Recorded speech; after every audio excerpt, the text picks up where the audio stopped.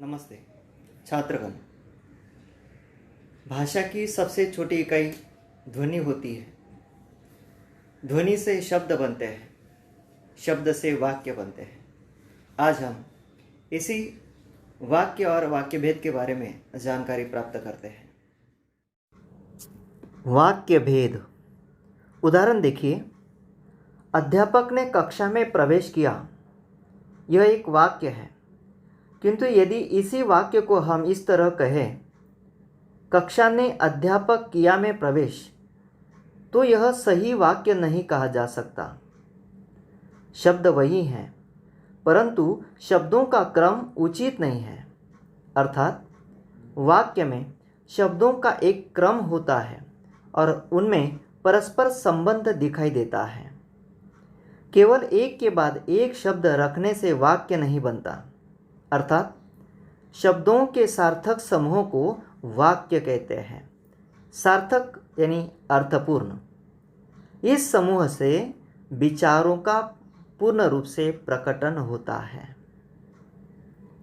छात्रगण, वाक्य के दो भेद होते हैं, एक रचना के आधार पर, दो अर्थ के आधार पर।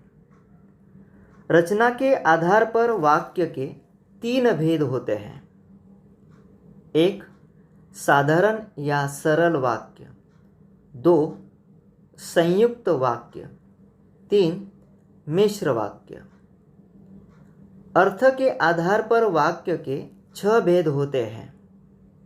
एक विधानार्थक वाक्य, दो निषेधार्थक वाक्य, तीन प्रश्नार्थक वाक्य, चार आज्ञार्थक वाक्य, पाँच विस्मयार्थक वाक्य, छह संदेह सूचक वाक्य। छात्रगण, पहले हम रचना के आधार पर वाक्य के 3 भेद देखते हैं। पहला भेद साधारण या सरल वाक्य। साधारण या सरल वाक्य किसे कहते हैं? उदाहरण देखते हैं। सारा पुस्तक पढ़ती है। इस वाक्य में सारा यह एक उद्देश्य है, पुस्तक यह एक विधेय है और पढ़ती है क्रिया है। अतः यह सरल वाक्य है। अर्थात उसकी परिभाषा इस प्रकार से की जाती है, जिस वाक्य में एक उद्देश्य, एक विधेय और एक ही क्रिया होती है, उसे साधारण या सरल वाक्य कहते हैं। छात्रगण, आपके दिल में प्रश्न उभर आया होगा कि उद्देश्य और विधेय क्या है? जिसके बारे में जो कुछ कहा जाए उसे उद्देश्य कहते हैं। यानी इस वाक्य में सारा के बारे में कहा गया है, अतः इस वाक्य में सारा उद्देश्य है। और जिसके विषय में जो कुछ कहा जाए उसे विधेय कहते हैं। यानी उद्देश्य के बारे में जो कुछ कहा जाता है उसे विधेय कहते हैं। वाक्य का दूसरा भेद देखते हैं, संयुक्त वाक्य। वाक्य पढ़ते हैं। पहला, तनुजा खेलने जा रही है क्योंकि आज छुट्टी है। दूसरा, पुनीत घर गया और वह पढ़ने लगा। उपर्युक्त प्रत्येक वाक्य में 2 उद्देश्य, 2 विधेय और 2 क्रियाएं हैं। अर्थ की दृष्टि से दोनों स्वतंत्र हैं, दोनों मुख्य उपवाक्य हैं। कैसे? हम एक तालिका के माध्यम से जान लेते हैं। पहले वाक्य में तनुजा और आज 2 उद्देश्य है। खेलने जा रही है और छुट्टी है, 2 विधेय और 2 क्रियाएं हैं। दूसरे वाक्य में पुनीत और वह 2 उद्देश्य है। घर गया और पढ़ने लगा, 2 विधेय और 2 क्रियाएं हैं। अर्थात संयुक्त वाक्य की परिभाषा इस प्रकार की गई है, जिस वाक्य में दो या दो से अधिक स्वतंत्र उपवाक्य होते हैं उसे संयुक्त वाक्य कहते हैं।